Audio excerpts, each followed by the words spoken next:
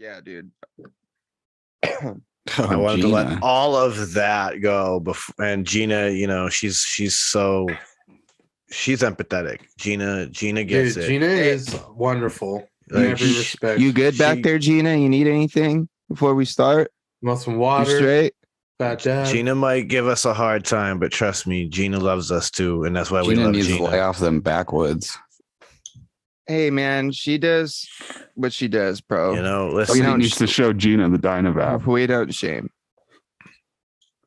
Hey, it is what it is. But it sounds like we're all warmed up now. So, boys, what do you think? Should we get into a podcast for these folks? Whenever you're ready, man. All right, let's do this in 3, 2.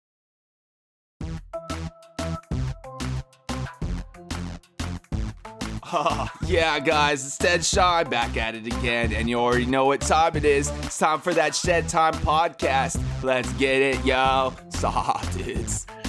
Yes, welcome back, ladies and gentlemen. I always feel like it's a strong start to the show if I get a good solid clap in, and I know that the listeners never hear the clap, but yeah, there's a clap. It's a thing. I try to do it at every start of the show, and it feels good when it's a strong clap. And I need a strong one today because I'm exhausted already. Fuck. I laid flooring this morning before this show. Yeah, I actually saw like your craftsman work and or craftsmanship, I guess is the right word. It looks like you were doing fucking work, bro. I mean, I'm not gonna make it seem like I'm way amazing or anything. That's literally just a 12-foot roll of vinyl floor. That I had to like vinyl, pergo, real wood. It don't fucking matter. Home improvements are home improvements. Dude, the pattern looks nice, bro. It does. It does look good now that it's there. Do you feel like Bob Vila when you were done? Oh fuck no, Bob. No. Hold on, bro. Did you just say Bob Vila? Yeah, I haven't heard that name. I'm sorry, my God. but me and Jess have been on like this serious sanding mission. Like I have like this old Victoria like record player cabinet that we sanded down and stained black, and then we found her like an old desk and sanded it down and stained it black. And I walked outside yesterday and I was like, damn, Bob Vila, I hate you so much right now, bro. You have no idea, bro, because like literally, dude, that is the best thing I have heard. Oh my God, if you guys know this reference, you better be fucking laughing, dude. Yo. Oh. I miss Bob Vila, man. Welcome back to the 90s. Dude, good old HGTV, bro. Bro, I remember watching Bob Vila on this old house on PBS as a kid in my grandpa's living room with him. That right there. On that ugly ass fucking floral pattern couch that everybody's grandparents had back then because it was from 1970 or something. My grandma had the one with the plastic and the ones without. So obviously we didn't sit on the ones with the plastic, which I always thought was backwards. That made no sense to me as a kid growing up. Shouldn't I be sitting on the one with the plastic? So if I spill something, the couch is safe? No, that couch was not for sitting. Exactly. I never understood it. We never had questioned couches it like that for a long time until eventually my mom was like, she gave up. My house looked like that growing up, and all my friends were like scared to sit down, and then my mom would fuck with my friends. So my friends would come in and sit down, and then my mom would run in and be like, that couch is not for sitting. And then the kids would like freak out and jump up, and she's like, I'm just fucking with you. That's awesome. But yeah, I would feel like Bob Vila if that was like even like the vinyl plank, but it's literally just a 12-foot roll of just vinyl sheet that is laid down. It's you don't feel like you're doing something that intense. No, but it's like more of a gym workout. Done. It's nice. You just got to make sure your cut's right. Otherwise, it looks janky. Oh, it looks janky as fuck because my cuts are not right. I'm a fucking pothead, bro. My shit is all wavy. You're going to put stuff in the room and you're going to put shit down. I'm going to inevitably buy some fucking, some kick molding, some trim, and it'll be hidden. There you go. As long as it's within slap the down a little molding. bit of some baseboards, bro, and you'll be straight. That's it. And I mean, it's just nice because like it's in the master bedroom now finally, and the master bedroom has a pellet stove for a heat source. So who doesn't want to be there before winter? Dude. You're going to be popping. It's so good, man. It's so you do good. Hot yoga in that bedroom. I know that room can heat That's this what whole they call house. it nowadays. You love the hot yoga, you know what I mean? And then we I cool had off to in an toss it in outdoor somewhere. shower. Oh Bada shit! bing, bada boom. It's like Hey. a fucking sauna and fucking polar plunge.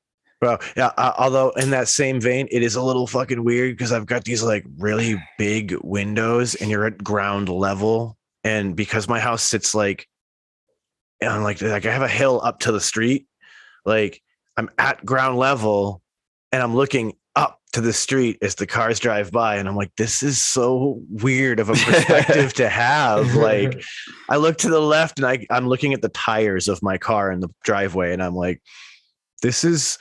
And It's kind of uncomfortable. like it's that perspective that like you don't ever put yourself in. Like you're not on your back fixing your car every day, right? Like waking up and looking out that window and seeing that perspective is like, whoa, this is strange. Like it's kind of cool. It's inspiring because I'm like, the photographer side of me is like, hey man, I get a good lens and I put it like right here, I can get some cool shots, but dude, it's a trip. So I'm very excited about that because yeah, fucking wintertime in that bedroom is gonna be the shit. I don't even want to think about snow yet, dude. No? I wish it would be cold. I'm tired of the heat.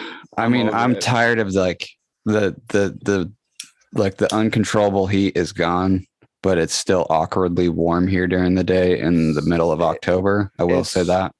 It's weird, bro. Here's the thing, the conclusion I've come to. I was talking to a couple guys at work about this the other day, and it seems like for like the past like 3 or 4 years, each year summer extends an extra week or two.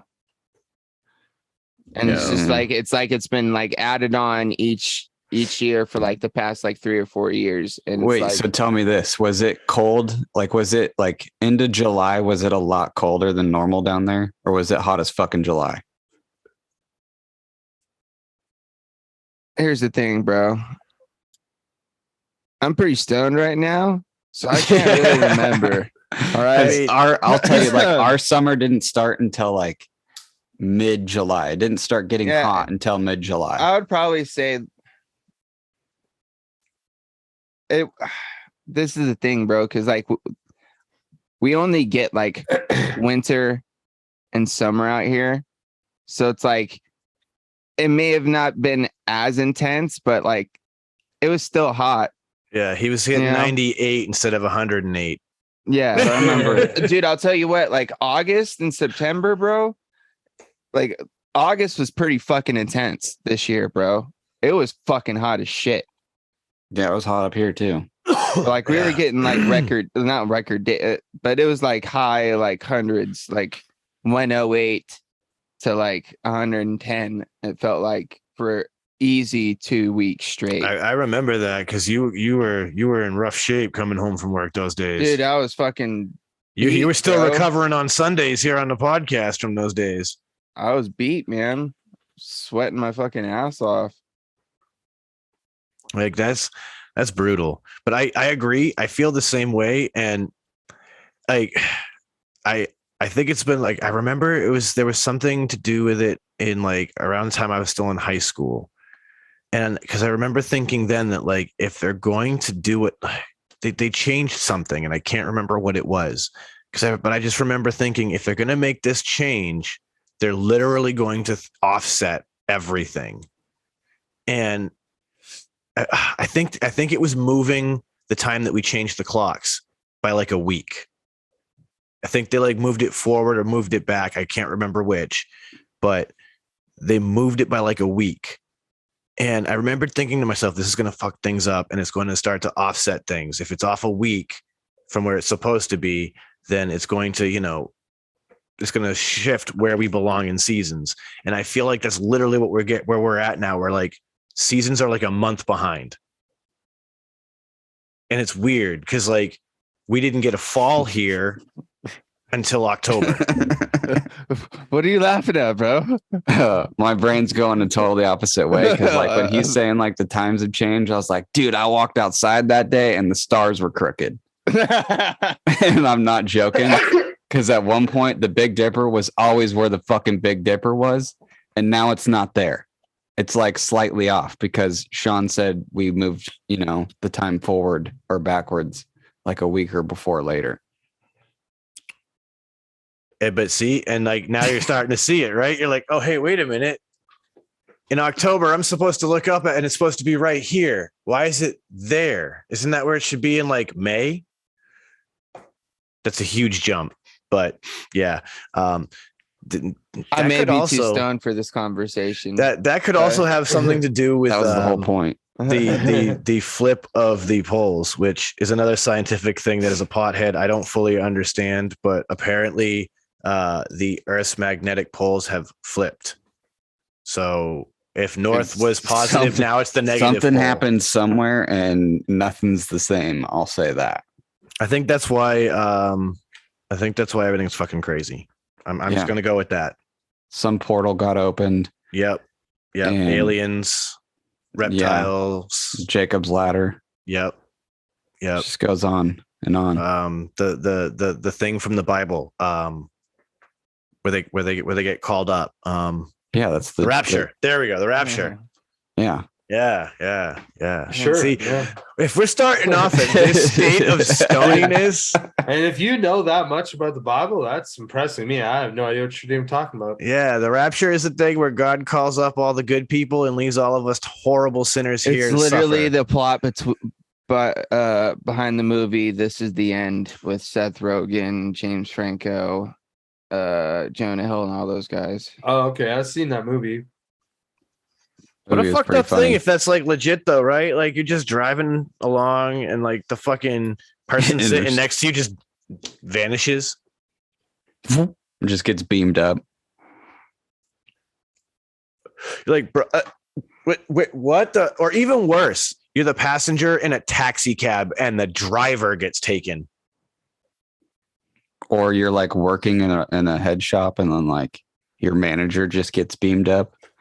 The least expected dude to go to heaven.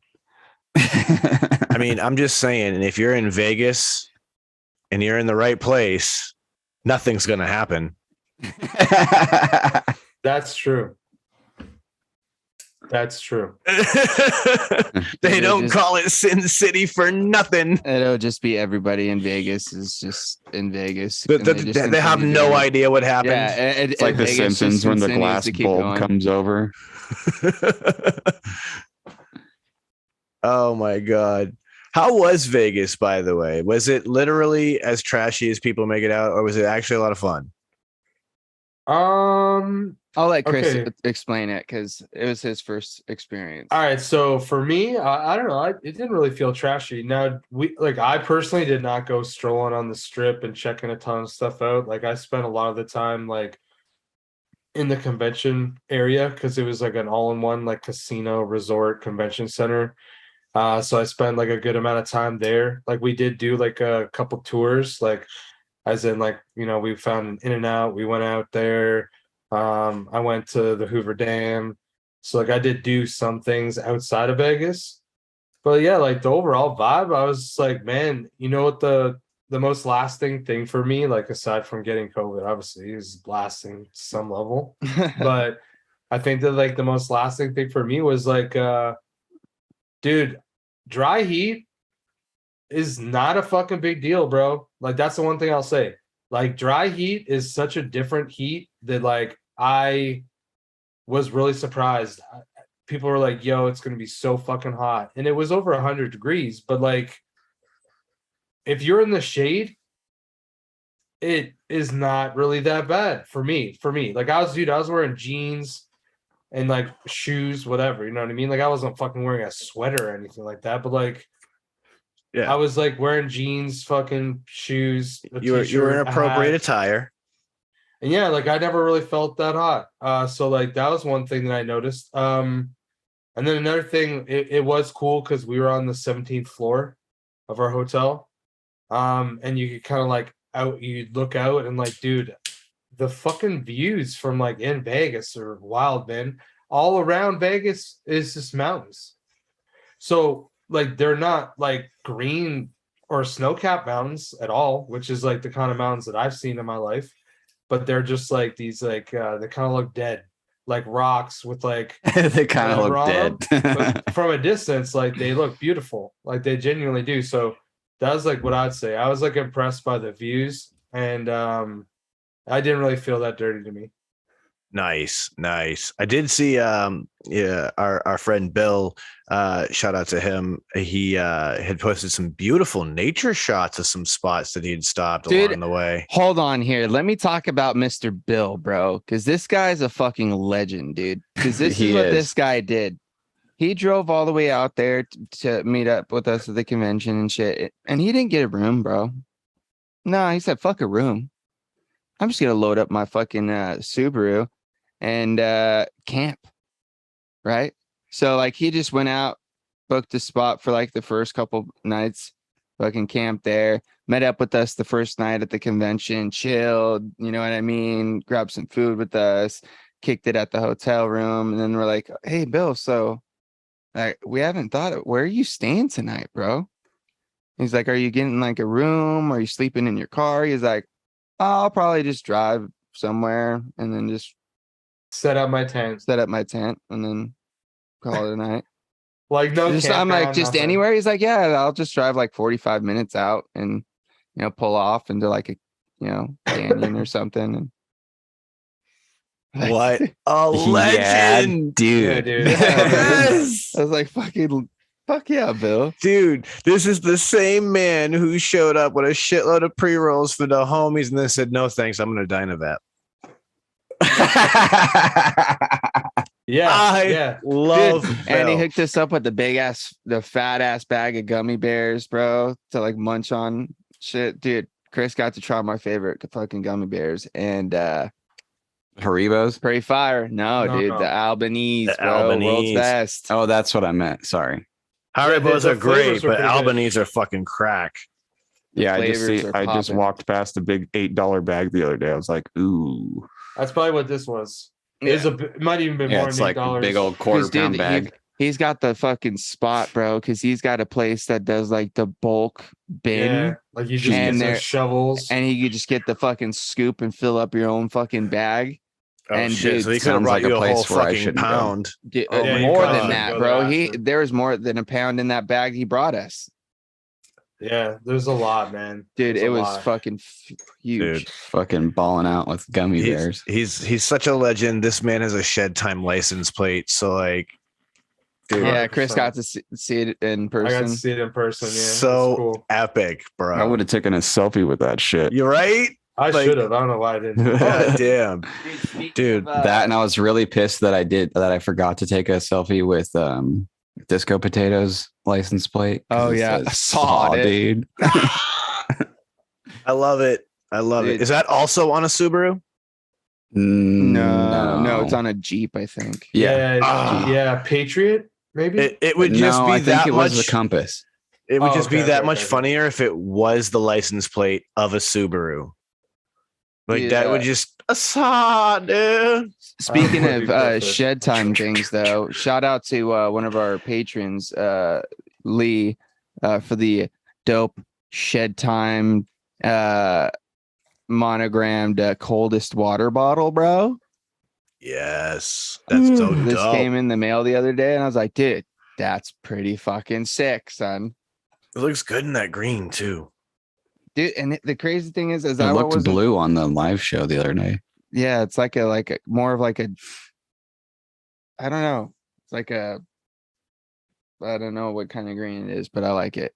The crazy thing is this thing keeps water fucking real cold and the bottle doesn't get cold. Yeah, I put ice and water in it and then left it overnight and then came back to it the next night and there was still ice and water in it. it's like nothing changed, right? Like the weird It thing just gets about those, colder. the weird thing about those I've noticed is that what does happen is that once you're about halfway empty, then that ice melts really fast. Yeah, 'Cause but then that again, water's like stupid cold. Yeah. Yeah.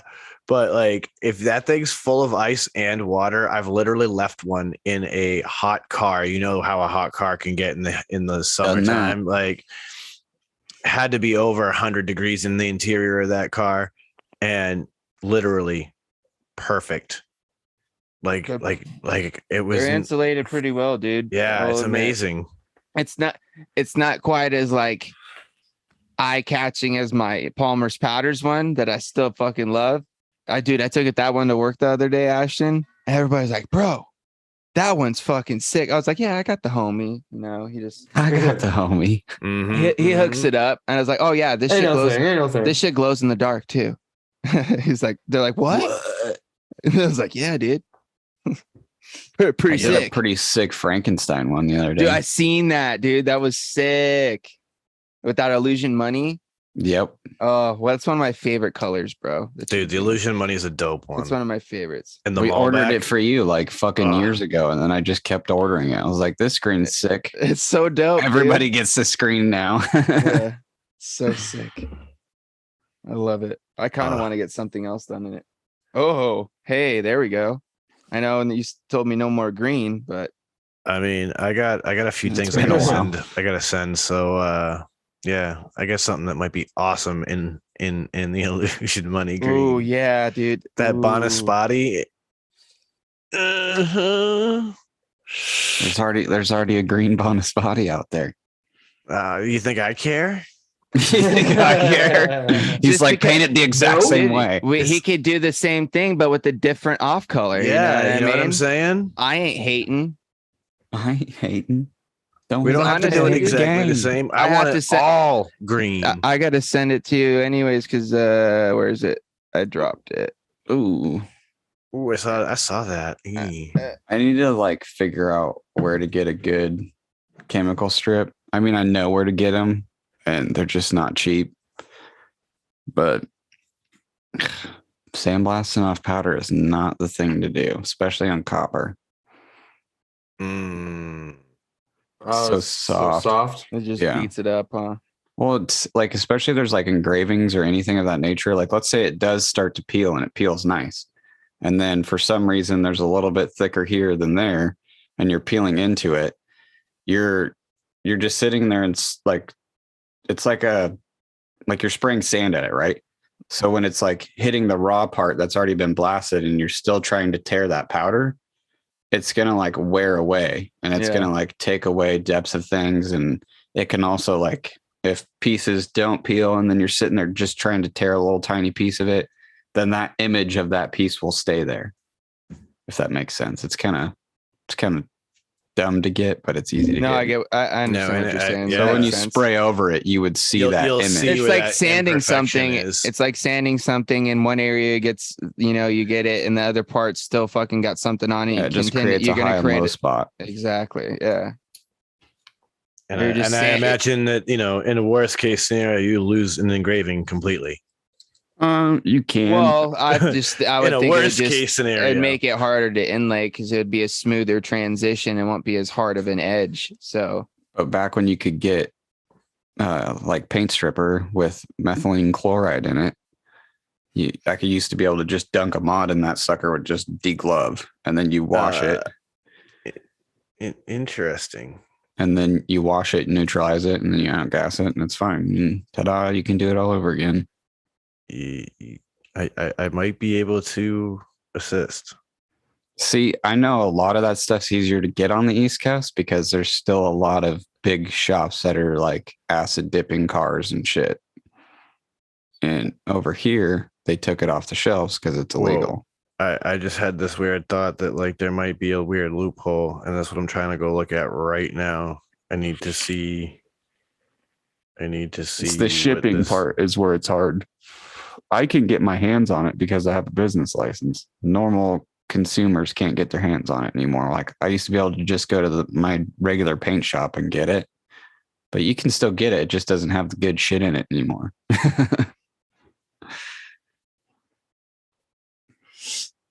I want that good shit. ooh, Yeah. Well, no, because I'm trying to look up this product, methylene blue. how and I'm trying to see what its actual chemical compound I'm is. still sitting here thinking about color concepts for this fucking setup. I know you hate spraying white, bro. I need to order white. I'm actually out because I did a bunch of wheels white, and they're still sitting at my shop because customer just doesn't want to come get them. How sick would this thing be? Like green with white inlays, Or reversed. white with the green in. Ooh, I got pearl white. that could be kind of cool too. And then do a green ring for the knurled ring. We could do pearl white and illusion money. Oh. And then clear it with gloss clear so it's not like it's like sparkly. I don't know, man. I like that illusion money with that flat clear, dude. It just looks so sick. And it feels so nice too, bro. I love that satin finish that you get with that flat clear.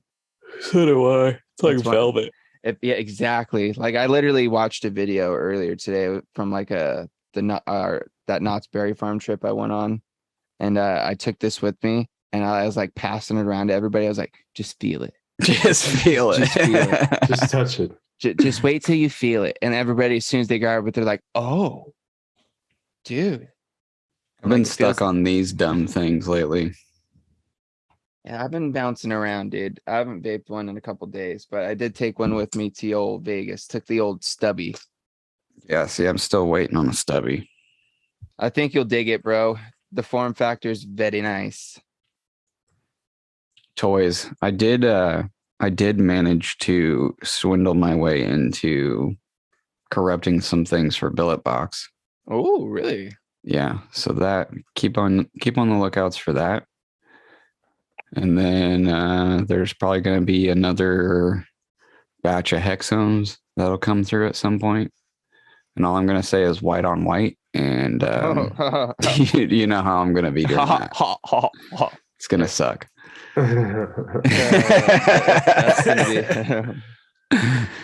But yeah. Hell yeah, dude. That makes me excited, bro. That definitely gets the juices flowing for some people. Yeah, hopefully someday these M Turks will come up. We'll do some more of those. I got a bunch of those sitting in the office.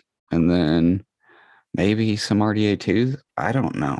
All I know is that you got 3 at the shop right now that are about to get corrupted soon. Yeah, those will be the first ones. Yeah, we did that on purpose, son. Well, Matt beat you guys to it and had his here like a week ago.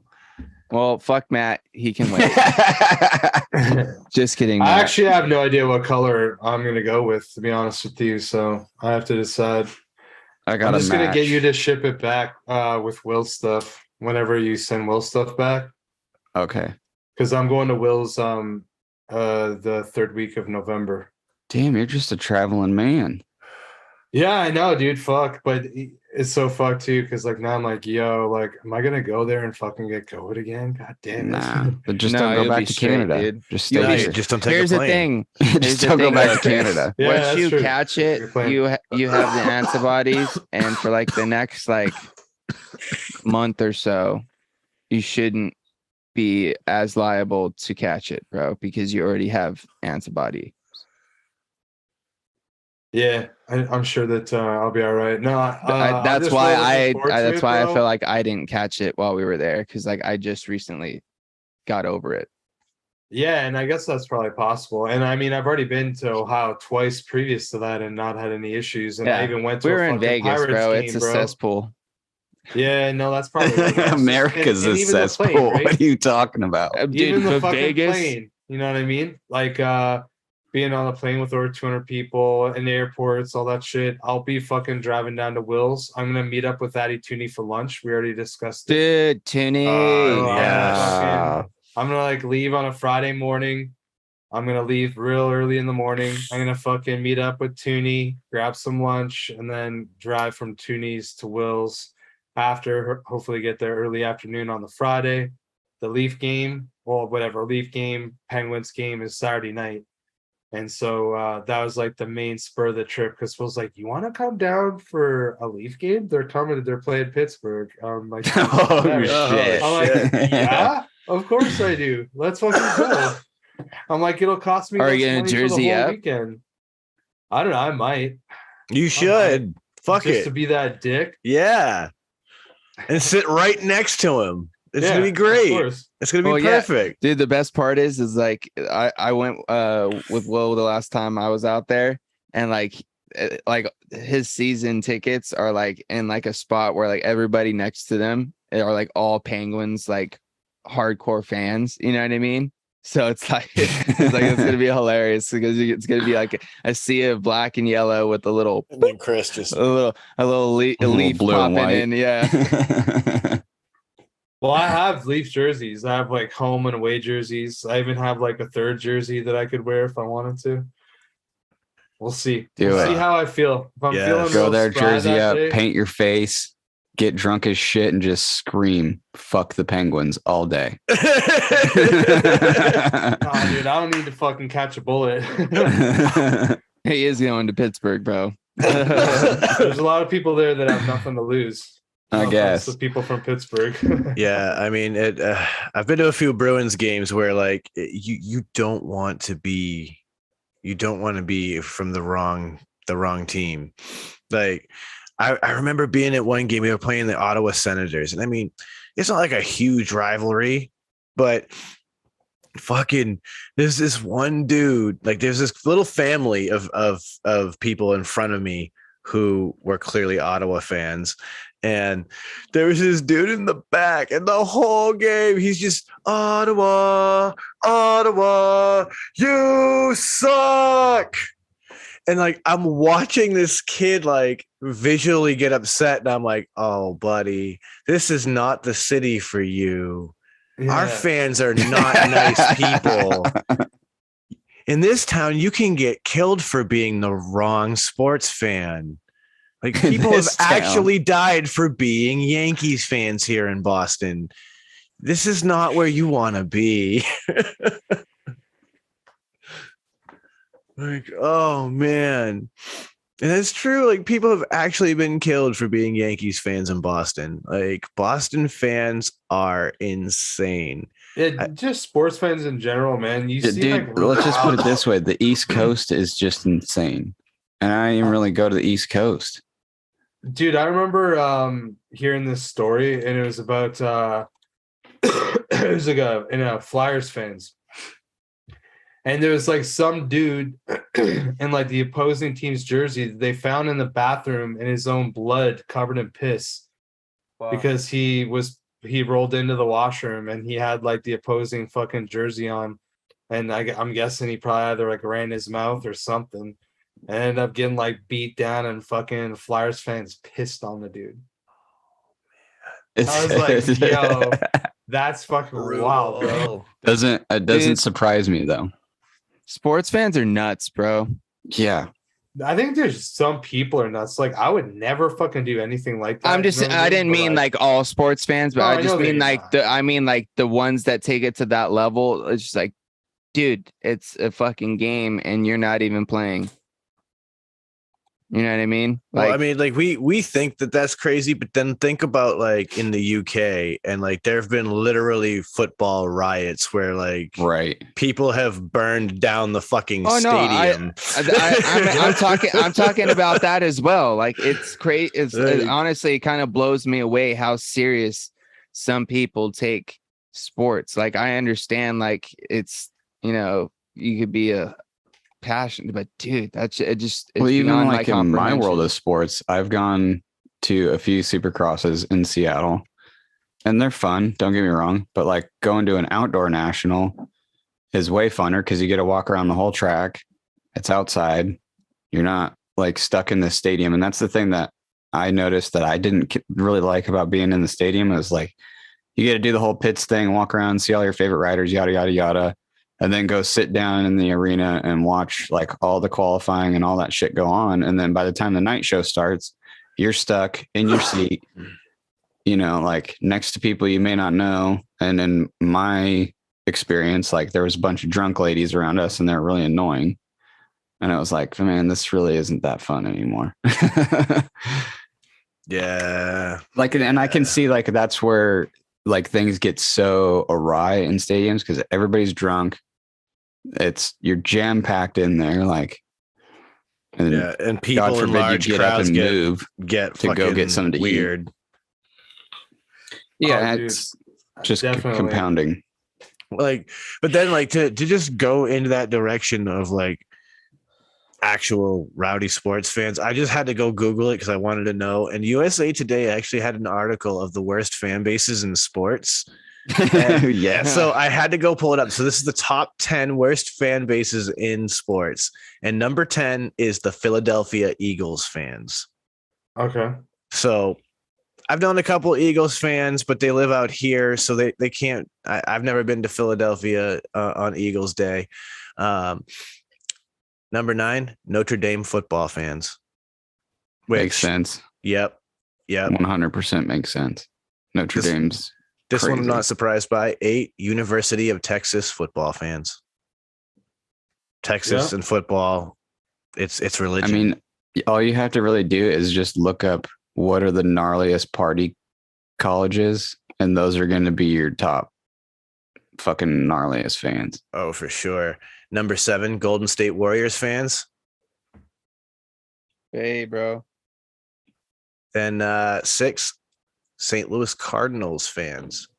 Makes sense. And oh my God, here we go. 3 in a row. I knew it. I felt it in my soul. Here they come. Red Sox fans for number 5. Number 4 are Celtics fans. Number 3 are Patriots fans. Oh, I knew it in my soul. We had to be somewhere near the top of this list. Oh my God. Number 2, Dallas Cowboys fans. Yeah, but I mean, those poor guys, they're still chasing dreams from the 90s. The Aikman years are over.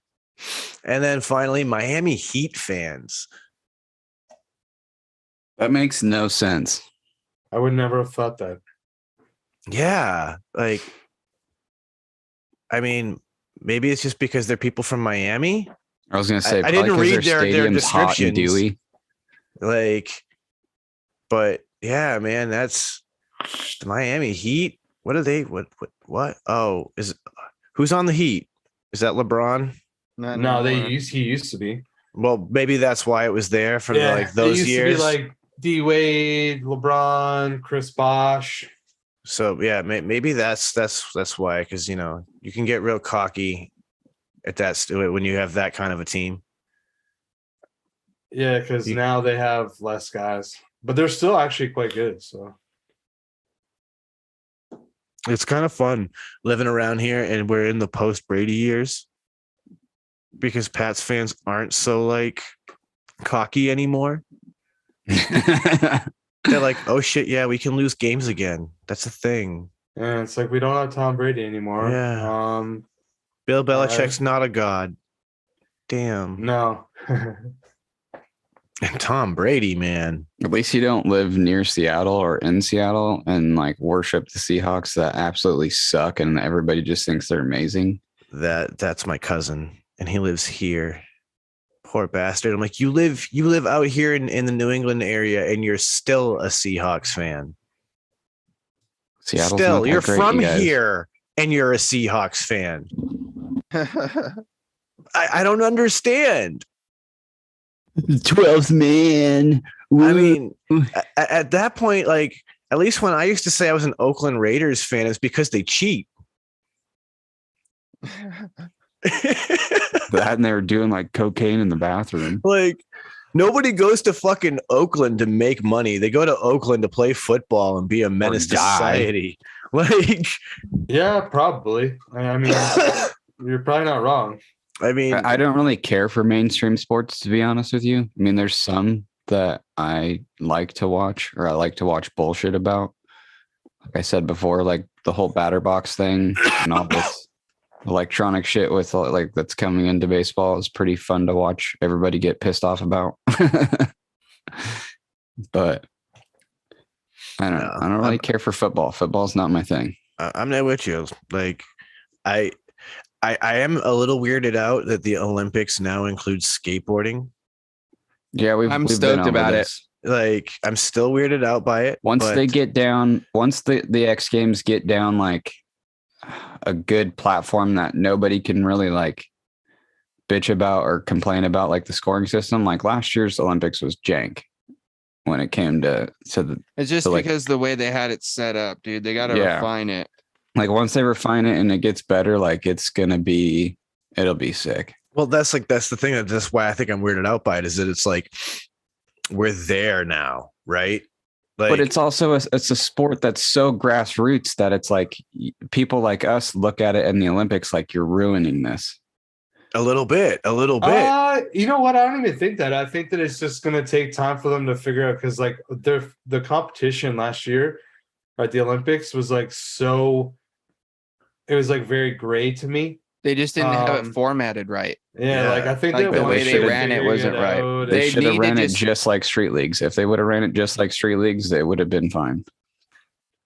I think that they'll figure it out. I mean, snowboarding kind of sucked the first couple of years it was in, and like now when I watch snowboarding, I'm like, this is legit. Like this Yeah. is really good. But it's been in like 10 4 or plus 5 years. Olympics at least. Yeah. See, like for me, admittedly, a little bit It's of like it the is late that like 90s. it's that hipster piece of me that's like I like the nonconformist aspect of skateboarding. And like now that it's becoming that mainstream that it's in the Olympics, like I don't know, it speaks of the conformity to me and it weirds me out a little bit.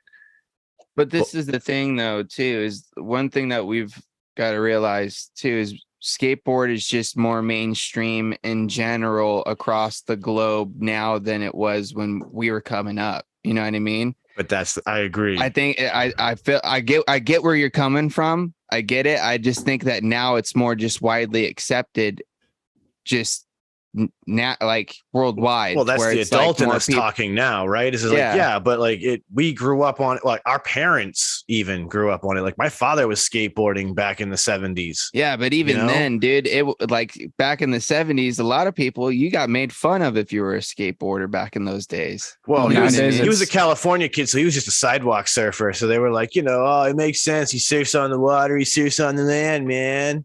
Like, Well, it's because I honestly I've been listening to like a lot of skateboard podcasts lately. Shout out to the 9 Club. the 9 Club and good old Hawk vs. Wolf, Tony Hawk and Jason Ellis. Because they talk about like the old days of fucking skateboarding back in like the 70s, 80s. And like Tony is like, yeah, dude, he's like, I used to get fucking beat up if I had my skateboard.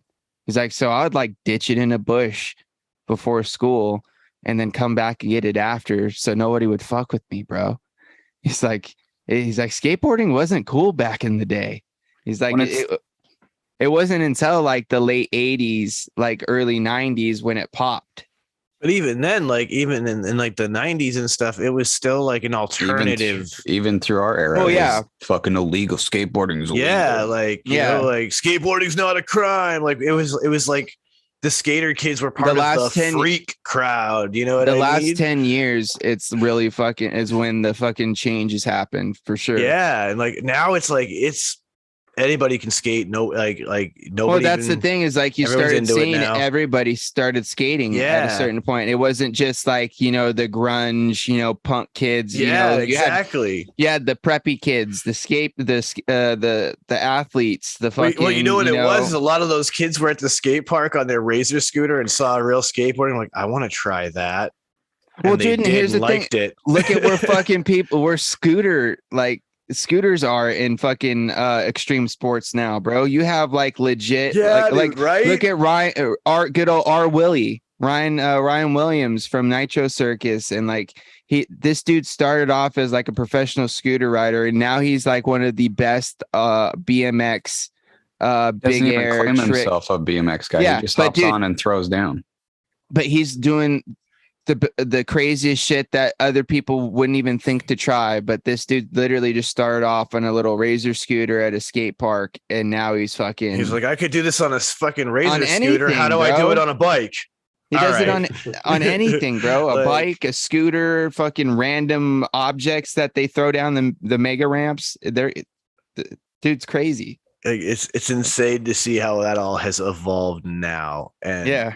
it excites me because back to that whole point of the Olympics, like I want to see like the X Games we remember in the 90s meets the Olympic quality and standard. It'll never be like that. But that's what I want. It's not going to happen. You're like, damn it, that's what I want. I mean, want don't get me fucking wrong, Tony Hawk throwing a 900 on the Olympics. I mean, don't get me wrong. The aspect of the Olympics is going more action sports, obviously. Like snowboarding's been in there forever, and then BMX racing got inaugurated in 2008. And that's kind of like what you're seeing skateboarding follow, is like that same aspect of a sanctioning body making it a competition, which is like skateboarding is hard to make a competition, like other than we've seen like street leagues become pretty successful at it because they've made like a good platform. But it's hard to judge. Like, let's say like you put Chris Jocelyn and he does one thing on a hubba, and then Nyjah Houston does the same thing Chris Jocelyn just did on the same hubba. Like, you can't judge both of those dudes because both of the way those dudes do it is like poetry in motion. So how are you supposed to judge something that is perfect in two different forms? That's a fucking great question. But like, that's just me being like a consumer, and then also a dude that just grew up racing and riding and like being stylish and like having that point. Like, I never cared about being the fastest. I cared about looking good and looking like I was the coolest in my style. So like, that's kind of where my brain goes. I think what it comes down to, sorry, Sean, to interrupt you, but I think what it comes down to is that what they need to do is they just need to get more skaters, actually, like the people that are in part of the judging aspect of these competitions and stuff, to actually be part of the development of the actual competition. You know what I mean? And the judging aspect, because they're the one, like, you need someone that knows what you're talking about. You know what I mean? Like, someone may have a different style, and even though the trick may not look the same, as long as the fucking landing is clean and, the fucking takeoff or whatever, those sorts of like aspects of it. Cause they're, like you said, they're not going to be able to tell the difference unless you've been around the fucking scene. Exactly. And you know the difference. You know what I'm saying? So I feel like that's kind of where like they miss a little bit. Like, I feel like they do have a little, like Tony was a little bit of a correspondence for it, but like, I don't feel like they involved them as much in how the scoring system worked. And yeah, because like a scoring system for that needs things like obviously strict criteria, because like you're gonna, like, for that trick, as this trick example, like you have to be able to say, all right, technical execution is 1 through 10, and then like you definitely have to have something for style, because you're right 100% that's a big factor to all of this, is the style that the individual puts into it. Because steez, bro, dude, like Roller Surfer, after the homie put us on to the Roller Surfer, I've been following him since, and his style is insane. Like, but he's not an average, like, he's like an eclectic skater. Like, that's the thing about skateboarding, is so beautiful. Like, I'm not a skateboarder. Like, I grew up skateboarding as a child, but then I started riding a bicycle, and that's where my heart lied and what I was good at, blah, blah, blah. But skateboarding and just itself, it's like Uncle Chris could like name his favorite skater and why he's his favorite skater. And then I could name mine, and then it could go around the circle. But every one of those dudes skates in a different way. So it's like, that's why skateboarding is so beautiful, because no matter if a dude's sketchy or he's like a little bit like sloppy on certain things, that might be his style. Like, you watch Roller Surfer, and that's a lot of Roller Surfer is like this weird, out of the box thinking, ticky tacky, sloppy, but sick as fuck at the same time, that like I can enjoy it. And I'm not like, oh, that guy's like a hack. You know what I mean? Yeah. And then you get somebody like Andy Anderson, who's like one of the most technical fucking dudes you'll ever see. He's like the Rodney Mullen of our era. Oh, 100%, dude. This guy will literally get on a rail at a standstill, bro, on his board, balancing literally just on his trucks on a round rail, not a square rail, a round rail, and start from a dead stop and fucking grind down a fucking long ass thing just from a dead stop. Or like, dude, I watched this dude skate a 36 stair. He didn't ollie down the 36 stair. He just did tricks up and down the stairs, like manuals and no complies and pogos and Caspers and all kinds of just random like flat ground tricks, but on stairs, bro. Like, Just going up and down them. I'm like, that's dude, astounding. that like like you think of an average street skater, they're not going to be doing that kind of shit. No, You know what I mean? no, They wouldn't be able absolutely. to. This is why I love this sport so much as like a consumer and as a fan, because There's so many even different styles. us four can sit here and bullshit about it and have an idea of what we're talking about, because it's that much in the mainstream now. It's that much in our face now that it's not like, oh, we're these kids that grew up in this X Games era and got to indulge like this golden era of action sports. Like now it's at our fingertips. You know what I mean? Like, and not that it's at our fingertips, it's just already in the algorithm. It's already there. Like, Yeah. No, you're for right. anybody, like your grandma's going to see it. Your mom or your dad's going to see it if they're on Facebook or Instagram. Like, or Even on TikTok. television, because you've got like Exactly. you've got fucking all these like shows that are just, you know, Tosh.0 ripoffs, basically. Yep. You know, dude, literally, because I gave up on cable television. I don't use it. I'm strictly on the like internet TV stuff now. Samsung Fuck, I haven't TV, had cable TV since I like lived with my dad. like Samsung TV has this channel that's Chive, the Chive network, which is like just I think I've searched it or whatever. YouTube funny videos, basically. Like that's where they've blew up, and that's all it is. It's just goofy viral YouTube videos So on nonstop. fucking nonstop. It's like when you Nonstop. walk into like a Burger King, it's like what's playing on their TV. Yeah, right. Exactly. I haven't been Like, to a it Burger could be King like forever. TikTok reels. It could Yeah, be me neither. YouTube. Well, I went into one the other day and there was like, it was like the TV was just playing like fucking like TikTok videos and like YouTube videos, like quick, stupid videos. You know what I mean? Yeah, like just dumb shit. Yeah, just Quick little all day. laughs. That's, I mean, I could I only guess be that's in the perfect thing cashier for in that store just being like, wanting to rip his hair out. Oh my god, yeah, because you've seen the same dumb bit 100,000 times. Or Over the last week. maybe that's not it. Maybe you've never seen the same one a million times. Maybe it's just like this infinite amount of dumb videos and it just never stops. Dude, that's a dystopian future I don't want to think about. Actually, in the vein of restaurant weird flashbacks, though, I went out to eat with my wife for her birthday this week, and we walked in to the restaurant, and the owner, who is a cool guy, he literally will just dress in a crew shirt and like bus tables, deliver food, stuff like that. He goes to seat us, and when he goes to seat us, he grabs the menus and he goes, 2, smoking or non. And I literally froze for a second and was like, whoa, man, you just gave me the biggest flashback to when that used to be a question here. Because Wait, so is there still a smoking section in this restaurant? no, he was just doing it to mess with me. That's hilarious, though. And like it gave me that flashback Dude, where I was you like, this remember guy those knew. times?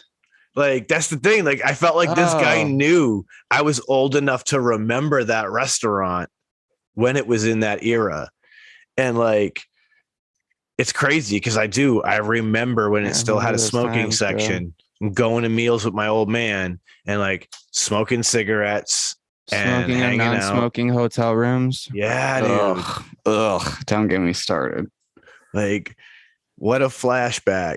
Dude, you haven't been able to smoke in restaurants up here for so long, but I do remember like going to America and you could still smoke like in restaurants, like well beyond when it was like no longer legal up here. I remember going to like obviously I remember in like the 80s and into the 90s, like going to America and like with my family, you know, and there'd be like people smoking and their smoking section would be like your back would be to like the smoking section almost, like it was like that Yes. close, like no difference. But I remember when I went to Florida, dude, this was in like 2010. And bro, you could still smoke there. like on patios, at tables, whatever, and like a restaurant kind of idea. And this lady was like, she was from like France or something. And bro, this fucking, I'm just gonna call her a bitch. This fucking bitch was smoking while everyone at her table was eating, and she was eating, and she would just like, she put down her fork, lit up a smoke, was smoking. She'd like be picking at her food, eating while smoking. And like it was at the table right beside us, and we were all fucking eating. And I just like looked at my buddy. I was like, is this fucking bitch for real?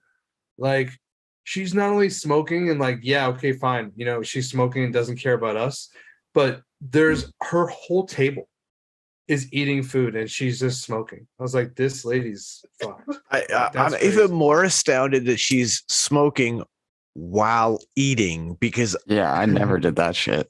that that's a thing I can't fathom. Dude, some people don't give a fuck though. Like that's just what it is. You needed the nicotine that bad, you couldn't finish eating. What? Yeah. For real. Like that's, I guess, the vibe that it was for sure. Like I was Like, so you could Dude, just like wait. I don't even take a vape mid meal. right. Like I still use nicotine. I don't need to vape in the middle of a meal. All right. I'm slightly lying. There are kind of situations where there might be an exception. Here's the thing: if you like get If a I'm meal eating, and like, you go ice cream hard, and shit, then yeah. here's the thing: if Like you're like pairing it going with my ice hard cream. on your meal when you first get it, and all of a sudden you get to that point where you're like, oh shit, I ate a little too fast. I need to chill for a second. Yeah, I might take a vape then, but like I wouldn't do it at the table. Yeah, exactly. You know what I mean? I agree. Like, and that's the thing, because like I was just thinking about it, like literally just the other night, I was cooking pizzas, and there's there's only one pizza stone, so I can. Only Oh cook one yeah, at a so you time. ate one. You ate yeah, a couple slices. You're like, oh shit, I want another pizza. While the other one's Yeah, in the while oven. the other one's in the oven yeah, still, yeah. I'll take a few vapes and then proceed. Right.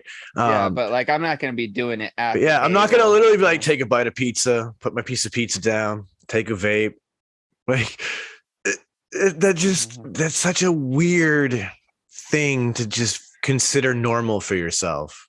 Yeah, I'm the It dumbass. is. I'm the dumbass dude that rolls up to on the mountain on an e-bike, and then I get to the top of the trail and I whip out my vape and I chuck some clouds. Well, I mean, like the first thing I do when I walk out of the gym, I get in the car and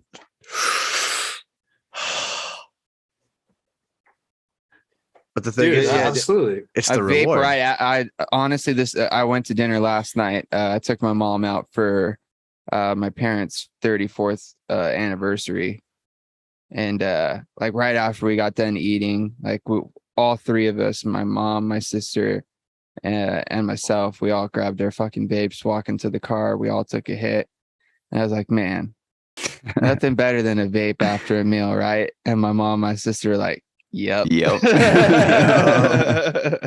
was hilarious, dude. It is something about that nicotine hit after a good meal, and Especially when you're man. nice and full. Oh, dude, it's just Yeah, it's and so in a satisfying. restaurant that you enjoy too, like that's even better. Dude, we went to the old Outback Steakhouse, got the old bloomin' onion, dude.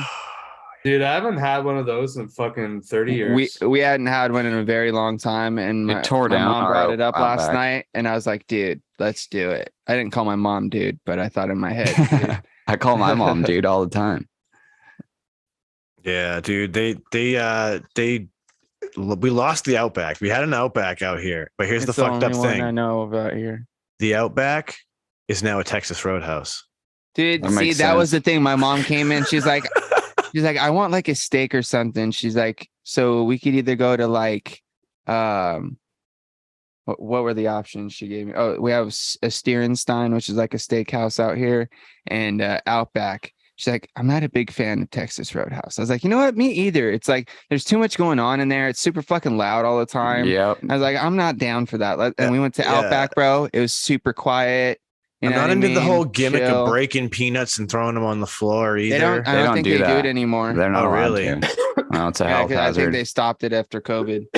No, Yeah, I it think was that, before that. It was like a health hazard, and like, or it was like a Because they It was They like still had them for a while out here, but they stopped it right when COVID Five happened. Guys might still do it. Actually, Well, Here in Five Guys Idaho. gives you peanuts, but you're not welcome to throw them on the floor like an animal. Or whatever. Yeah. But that was the one of the gimmicks of Texas Roadhouse was it's a fucking dirty roadhouse. We so used you to can have just another throw the one that peanut was like shells that on the out here floor. too a while back. It wasn't Texas Roadhouse, but it was another sort of steakhouse, and that you could do that there too. And they stopped that after a while. Yeah, like I've never been into that idea, but it's funny Yeah. because like we did steak too while we were at that restaurant. Dude, I ended up getting some ribs, bro. It's like always my go-to. I'm a big fan of like some baby back ribs. I thought about it, Mhm. man. I've been craving them, but I have like half a rack left, dude. I always do. I should have just Yes. because I went hard on the blooming onion. I got a side salad. I fucking smacked the salad. I got halfway through the rack and I was like, I could eat this whole thing if I really wanted to, and then be uncomfortable. but Yeah. then I'm gonna be so uncomfortable afterwards if I do. Because that's when I always do it. I always end up eating the whole thing because it tastes so good. And then afterwards I pay for it because then I'm sitting here and I'm just like, oh man, my stomach hurts. Yeah. But that was so good. So I brought half home. I think I'm gonna have to get some fucking ribs and do some braised ribs here soon because Dude, I've been craving ribs lately. they're so yeah. fire, dude. They are, dude. And like the crazy thing is like the braised ribs are low and slow, so you throw them in the fucking oven and walk away for several hours, and you come back and they fall off the bone and sticky and good and fire. That's how these, dude. Yeah, That's the like- best when you get a nice, perfectly cooked all that plate fat's of out ribs. of it. It's You just, literally ugh. could just like grab the bone and just kind of go like this, and then you could literally grab the meat and just go like that, and the bone. That's what I was doing last night, and then you like literally get the whole strip from in between each rib and you dip it in the barbecue. Yes. Oh yeah, Yeah, you I can will almost never just suck it off forget. the bone, dude. yeah. I will never I just take it forget off the bone best because I ribs. hate fucking. I just don't like taking bites off it because if my teeth hit the bone and make that kind of sound. Yeah. I don't know why, but it makes. Well, that's like I the best ribs I ever had. Literally, talk about fall off the bone. My friend tried to hand me the full rib on the bone, and the meat as just I fell off. picked it off, it literally just slid clean off onto the plate. And like the second you bit into that meat, it literally was just, like melted melts. butter. Yeah.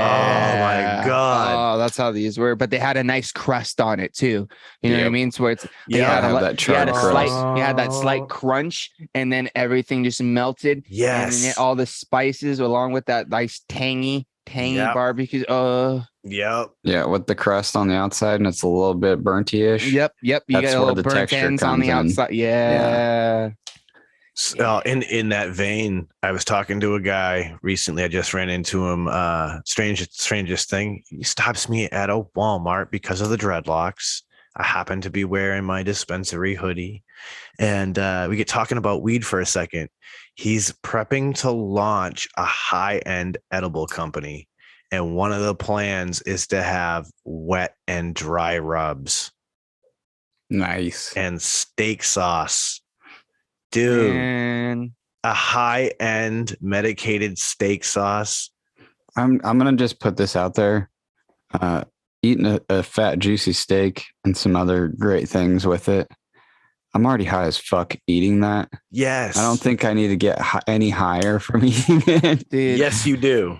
Yes, you do. I Because literally, why not? I want to find a place. I think honestly, there's a place in Vegas where you can do this, where you can sit down and have a totally infused meal. You know what I mean? Fuck yeah. I Have wanna you seen all try it. these dudes like Cali Dabs and all them? Like how they go to like the bistro places and they're just sitting there like hitting their dab rigs while the dude's like chopping them up food and shit and like making them sushi and stuff. No, I want to go to a place where it's in the food, bro. So yeah, like my buddy used to do it. I'll partake on the side too, but I want it to be in the food. Yeah, my buddy ran a small business for a while, Cannabis Chefs, where he and a friend of his would come to your house, prepare a fully infused 3 to 5 course meal, and guarantee that you would get 100 to 150 milligrams per person across the course of your meal. Dude. Yeah, And these Your guys house do is this gonna shit. reek like ganja for a month. No, that was like- the best part, right? Dude, Because you're they gonna get used just wrecked. they just used a shitload of shatter for all their infusions. So they kept it wicked easy. And as a result, they were able to prep things in the kitchen, do the whole deal, serve your guests, and everybody would get fucking rocked. Oh, dude, I want to Yeah, do I'd like say. that. Remember the show they had on Vice, Yep. Sean, like the Yep. Bong Appetit? I Yeah. want to do like one of like that sort of situation where like they do like, because there's a lot of the people that were doing not only THC like infused things, but also CBD infused things. So like throughout the meal, like if you get to a point where you're like, oh shit, like I'm a little too baked, it's like, oh well, they have like a side dish or something that you can, you Oh, know, grab 100%. some of that's got some CBD that you can eat a little bit of that'll help, you know, even you out where it's not, you know, like, you know what I mean? So it's Well, like that. I that's feel, one of the best things that they ever fucking and then you get brought a up. balanced fucking high too. One of the great things that they brought up too through that show is that you always want to medicate the sauces, because then each person can control the high better by adding more or less of the sauce. So that was something I've always, taken into consideration. And that's why I like to do things like a medicated red sauce. Cause like I'm not getting anything out of it, but my friends who get to enjoy it, they get to enjoy the full experience of it. And it's up to them. You want to go hard, douse your shit in the red sauce. You want to just take it easy, then just add a scoop. I'm a douse my shit in red sauce guy, so I don't care, man. I'm gonna douse my shit in red Like- sauce, guy. Are you like you want like your pasta like swimming in sauce? I'm not gonna say swimming, but like I make only like almost like a bolognese. Like it's a heavy meat sauce. It's usually got 2 pounds of meat to like maybe 1.5 pounds of tomato. You know what I mean? So like it's a thick meat sauce. So like the bulk of your protein is coming out of that sauce. You need to have a good amount in there. So like Yeah. But sorry, because I was thinking like runniness, right? But obviously, like by you making that style sauce, that's not. yeah, no. issue. So that exactly. So Okay. like the moisture gets absorbed by all the pasta, and I also have a bunch of meat. So I want to make sure there's enough sauce that my meat's also got some sauce on it, if that makes sense. Because ain't nothing. I mean, sort of, yeah. Because like, have you ever had that kind of a pasta meal somewhere where like the meat in the meat sauce just ends up being these like dried, shriveled meat bits on the end, and you're like, poor little things. Well, Yeah, for like sure. you definitely want enough sauce in there that it actually coats that, so it's not just dry, shriveled little meat. Yeah, and thing. it bakes into the fucking meat too. Yeah. Or like whatever that's called, soaks into the meat, I guess. Dude, it's funny we're talking about this. I strangely enough ate a lasagna that reminded me of my grandmother's recipe. And I think that was the first time I ever had that experience where you're like, you eat something, you're like, holy shit. I remember sitting at my, at this person's table, and this like exactly like the way they used to make it. Oh, that's happened to me. That was such a weird experience, and especially from like a microwave lasagna company. Oh, not from that. Like, no, that's what I'm saying. Like, it was like a fucking I'll take it back. $5 microwave thing, and I was like, "Yo, sorry, Yo. zoned out for a second. I just heard that. no, this ain't like, oh my smells god, do this that. tastes like grandma's recipe." Well, it's because it is. I just made it, not grandma. No, like I'm just saying, like I've gone to like a place or like somebody else's like house or like something like that, and they've made something, and I've eaten it, and like, oh, dude, this reminds me exactly of like how, like my mom or my grandma made it, but not necessarily. I've never gotten anything out of the fucking freezer section, No. Yeah, this was like on some like flashback to fucking holy shit. I remember being a kid on Christmas Eve at grandma's eating her lasagna. Like it's Dude, like the what if- same flavors. What if grandma's lasagna from back then is literally just a Yo, microwave? And she how just pull- fucking gangster would that be? Grandma just be buying frozen fucking shit, And she didn't tell you. sticking it into a fancy pan before she bakes Oh, it just to God. serve it Dude, nice. that would be hilarious, bro. Oh my! You know someone's grandmother out there was doing that I shit. guarantee it, bro. Taking I fucking can- Stouffer's legit family size lasagna, putting it, taking it completely out, putting it in an actual pan, and then just stuffing it in the oven. Like, yeah, they're gonna think I made Put a little this. extra cheese on Yeah, the top. Yep, exactly. Freshen the shit. You know, up. they're gonna be like, somebody's gonna think I made this, but honey, not today. Lord said I must rest on Dude, Sunday. it's just and like, I think will about- rest. Think about how many potlucks or like fucking family gatherings you've probably been to where somebody brings a dish and it's literally like probably like a microwave thing that they just transferred into like a Tupperware or like a different serving dish and brought it over, claiming it was like homemade. I love the store-bought cake in a fancy container, so it doesn't look So it store-bought doesn't anymore. look like it. And like, oh yeah, I made this yesterday. Sure, you did. Like really, This sure does Janet. taste like the one from fucking Stater Brothers. You're fucking pulling my leg, Greta.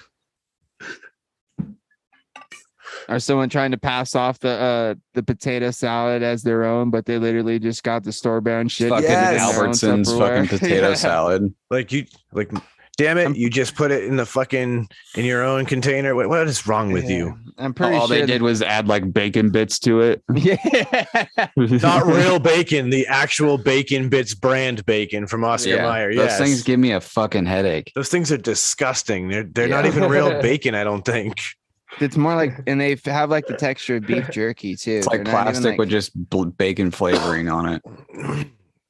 I mean, It's probably bacon flavored dog treats. Yeah, most likely, knowing America. It's Yep. just all the crumbs for making them, and they're like, "Oh, we Yep. could feed these to humans." Yeah, then we Fuck could it. make these things called bacon bits. Well, here's the thing. Oddly enough, you guys know how the fucking the chain goes when it comes to food manufacturing, as far as like priority and No, like, I don't want to know. it goes baby food, pet food, then our food. Crazy, right? Then Gross. prison food. Yeah, and then who knows where it goes after that.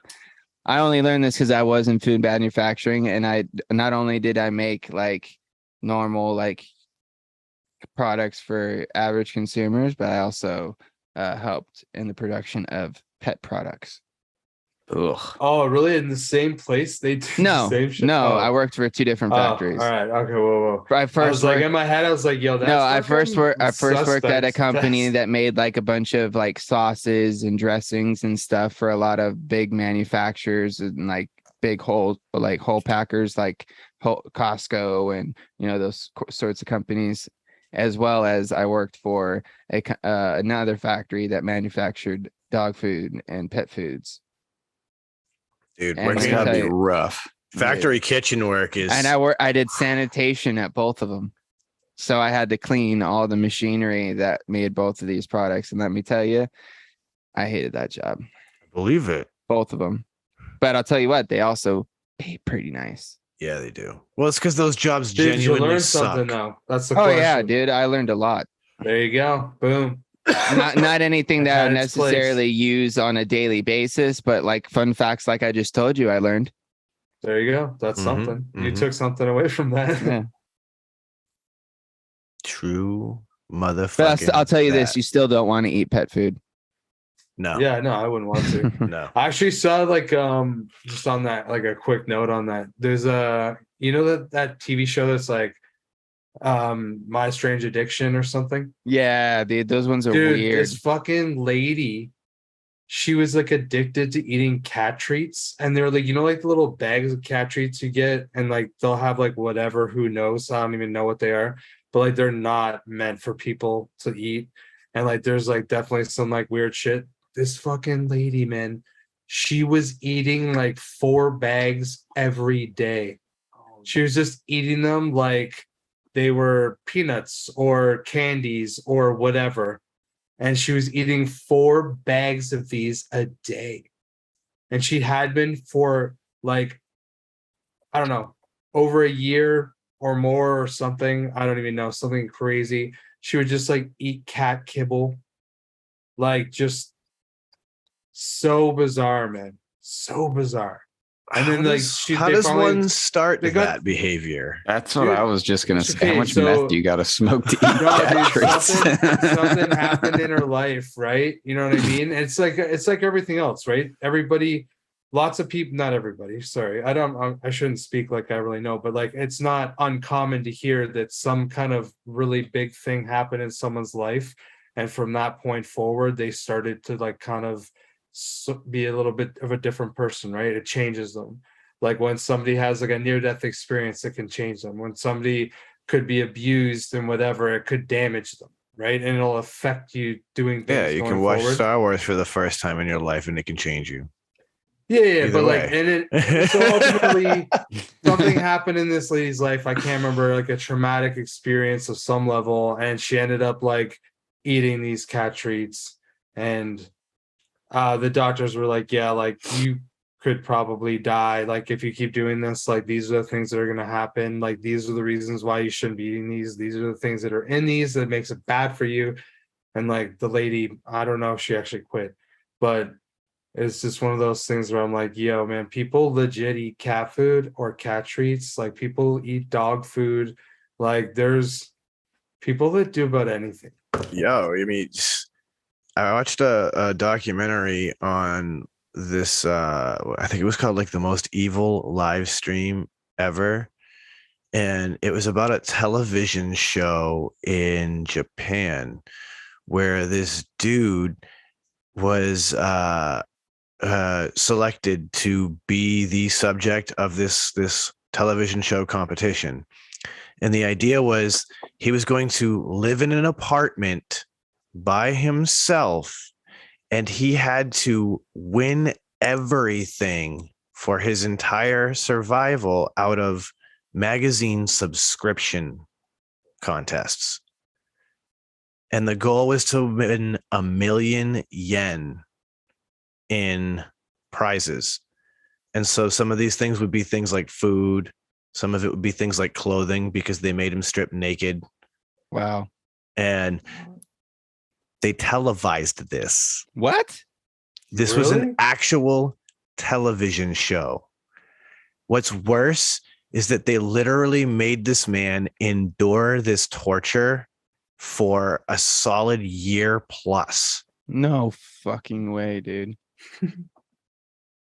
Craziest shit ever. There were points he survives on eating dog treats because it's the only source of food he's got. He's literally living in a barren, completely barren apartment. So like at one point he gets a little piece of furniture. Now he's got something like he can sleep on that's more comfortable than just the floor. Eventually he ends up like winning bags of rice, but he has no way to cook it. So he has to devise a way to cook it in the apartment that he's stuck in. Like, it is the craziest shit. And this went on for months. And when he won, they gave him an opportunity to go further for a bigger prize. And in that situation, they started moving him around. They started fucking changing his goal because he was winning subscription contests too fast. So they would start bumping up the goal to keep the show going longer. And then even most humiliating is that at one point it becomes a live stream. So they've got a camera on this man 24 hours a day, naked in his home, alone, trying to just fill out magazine subscriptions and survive. And it's live streamed on the internet for people to That's watch. fucked. Where is this at again? This was in Japan, if I recall correctly. So after, I think it was like almost a year and a half of going through all this, this dude finally wins his freedom. They do what they do to move him, which is literally like blindfold him like a goddamn kidnapping. And they bring him to the studio. They hide him in a mock room. he believes that he's just on another fucking move. So he strips naked again. And now he's sitting naked. And all of a sudden, the walls all drop. And now he's in a fucking live studio audience naked because he's just like, oh shit, I moved again. The game continues. And now I have to get naked again. Yeah. Dude. What the fuck? Like, Fuck, dude. fucking crazy, dude. This is Like, the kind of shit. That What hurts the my fuck? brain, bro. Dude, This is- honestly, like my brain is broken right now. I don't like it. Yeah, dude. And this was one of the craziest I would documentaries lose I've my ever watched. fucking mind. Yeah. Yeah, dude. Can you imagine, like, literally solitary confinement? The only time you interact with a human being is when a delivery person comes to your door to deliver your prize. And you got to answer the door naked. Yeah. Yeah. Yeah.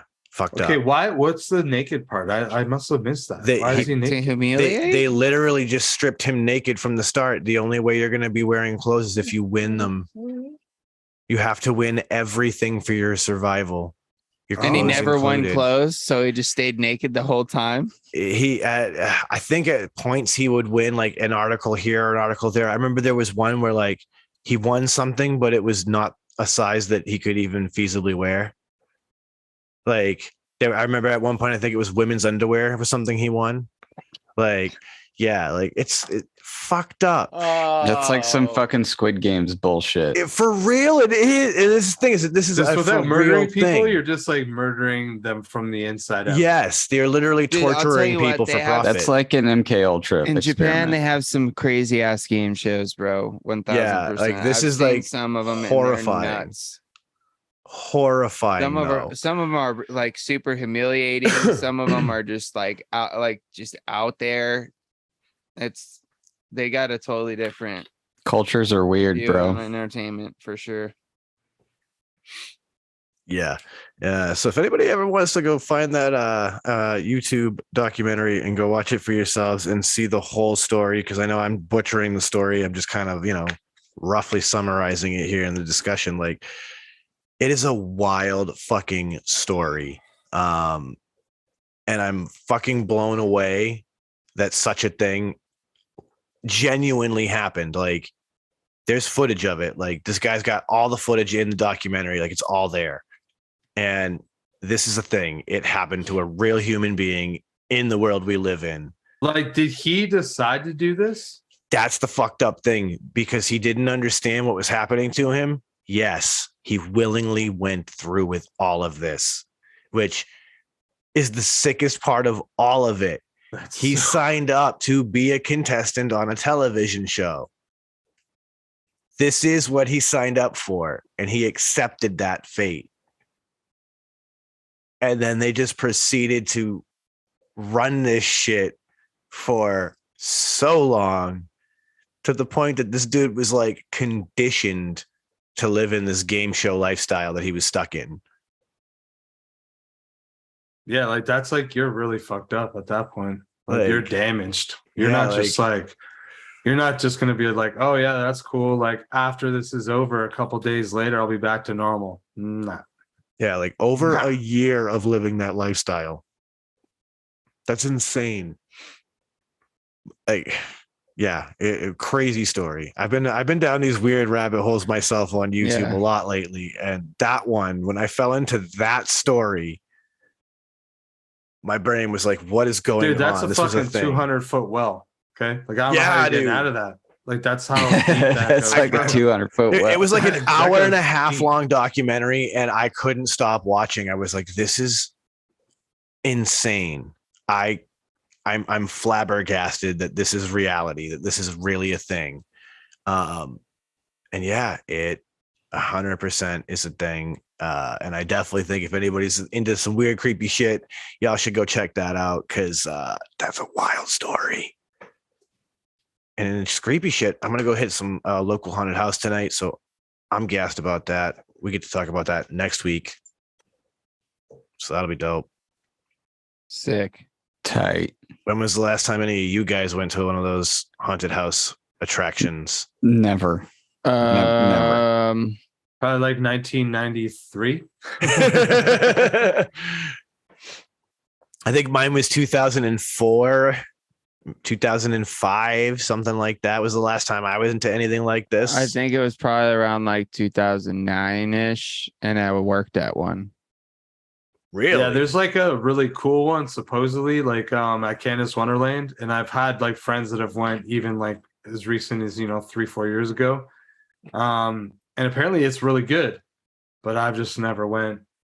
I've never went. That'd probably be like what I'd be more likely to do now than just like some regular ass haunted house. You know what I mean? Yeah, our local theme park, Silverwood, does that every year, and they call it Scarywood. That's basically what this is. It's Or like, I might have been to one after that. But it was probably like, it probably would have been around that time. But yeah, I worked at the one that we used to have here at the fairgrounds. At like a haunted house during, the spooky season. Yeah, like that's like the same thing as this one I'm talking about too. Yeah, it's like open, like it's probably open right now until Halloween, and then like this is one that I guess like there's like 4 different pieces to it, like 4 different haunted house themes or whatever through it, and they build it at a racetrack. So okay. I'm like, that ought to be interesting. But like we watched some videos of this, and like these people look like they've done a pretty good job. So this like you might feel alive. You might not necessarily get scared, but you're gonna feel alive. You have a feeling. I mean, I'm just saying, like, I'm gonna laugh if somebody in the group I'm going with punches somebody in the mouth for a jump scare. We almost had that happen a few times, dude. I scared the shit out of quite a few people. That was fun. But here's the thing. I feel like a total hypocrite when it comes to like haunted houses and like horror and shit like that, because I personally don't like being scared or like getting jump scared and shit, because it makes my heart race. And anytime my heart races, I get paranoid just because my fucking, my history and stuff like that. So anything gets my heart race too crazy. Like I don't really like too much. But I love scaring people. Like I get a kick out of it. And dude, I used to wear like one of my eyes would be all fucking whited out because I'd put a fucking contact in, so it looked like I was blind in one eye and shit. And once I tried to wear both of them, which is a bad idea because I couldn't see it all. So I ended up taking them out. But dude, I just have like fucking blood and shit hang like all down my face and all that. And part of my fucking thing was I was in 2 different sections of the haunted house, which was crazy because the first section I was literally like in these like chains, and like I literally popped half my body through the wall, and then the other like underneath there's just like this little base that had like intestines and shit just hanging out. So it looked like I was just half a body hanging on a wall with like no legs, and just all my fucking shit was just hanging out, and I'd just be chilling. And then as people would fucking walk by, I just like fucking like bust off the wall and just like kind of like start going. And I got so many people doing that. And then like as soon as they'd go through, pop out of the wall, I'd jump over like this little fence section and like jump off of this like fucking shed. And like, dude, it was fucking so much fun, bro. Dude, see, like that's fun. And then sometimes dope. I'd go back and start chasing them through the fucking thing. You know what I mean? Yeah. Dude, that's grand. See, the last time I went to one of those kind of things, we had this place around here called Spooky World. And it was dope back then because it was built year round, but obviously it only opened during the fall for spooky season. And I was a big Insane Clown Posse kid, and they were doing a haunted house tour, and Spooky World was a local stop they were making. So the whole gimmick was that not only were you getting your ticket to go in and do the whole festivities of Spooky World and see the different haunted attractions throughout the whole thing, but in one of them was the whole Insane Clown Posse crew just hanging out, shooting the shit. So it was like you go through, all the different houses, and you get to the clown house. And when you get to the clown house, go figure, you start walking through it and everything's cool. And you're getting all the jump scares from everybody. And then you get to this one room and there's everybody from, the team. And you get to just walk through like, hey, nice to meet you, blah, blah, blah. And, keep going. But that being said, that place was pretty dope. There was some cool shit. Like I always love that weird tunnel that these places have where like the whole exterior spins in such a fashion that like you feel like you're gonna fall off. That shit gets me every time. Every time. I always like the guy with the chainsaw at the end, that doesn't have the chain on it, but you just hear Yes. it fucking start, and then it's, dude. We had one of those guys, dude, and I would always tell, I'd be like, all right, 3, 2, 1, and then you just hear it, and like it literally the entire party that was walking through would just fucking start screaming. I was like, See, that's the point. I'm Got expecting the him. person in my group is gonna punch somebody in the face, right? Like we have I a couple got people. dad reflexes. I ain't going to any of that shit. we had somebody run backwards through the fucking thing because of it, because they didn't know how to get out, so they just fucking ran until they found a door, and they started running and the back way through the fucking house. It was crazy. Yo. Oh man, that's that can get dangerous quick. I remember when my uncle when I was a kid growing up, his house was the like Halloween house that like was always going over the top. And I remember one year he did the no chain on the chainsaw bit, and he was running around from out back. So just like kids would come walking up and everything would already be scary and creepy because we had this creepy graveyard that he had built out there, and like friends and family were amongst like dead beings that were inside the graveyard, like trying to claw at people as they walked by. And then out of nowhere, my cousin's friend would come running from the backyard with my uncle chasing him with the goddamn chainsaw. And then he'd get cut down right in the yard right before he made it to the sidewalk. Like that year, he made it into the papers. Like people, sounds about right. people legit would cross the other side of the street to stay away from his house because they were so scared of the shit that he was doing. Oh my God. I remember one year he dressed up as this like wicked, creepy, like, monster or whatever, and did the old hands resting in the bowl of candy bit. And now this is this is back in the 90s. So, again, people are A little bit more gullible. Yeah, exactly.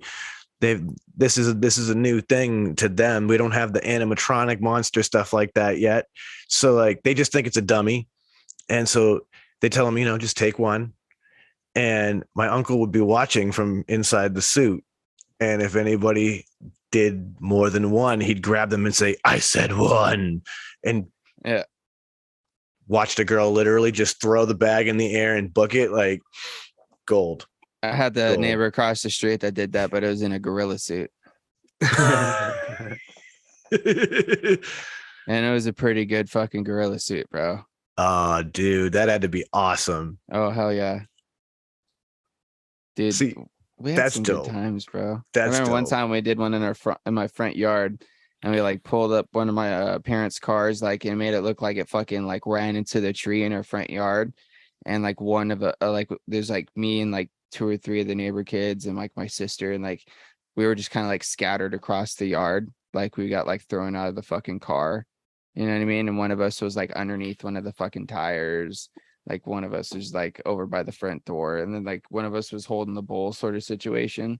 Like so as kids were coming up, like whoever was under the tire would like start crawling at them and shit. And dude, we had like created like this own little haunted house in my front yard one year when we were like, I don't know, 12 or 13, dude. It's the best. It was so much fun, dude. I used to love Halloween so much.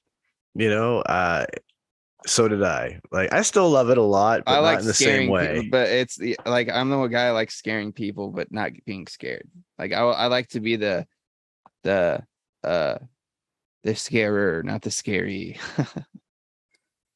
Which is funny. I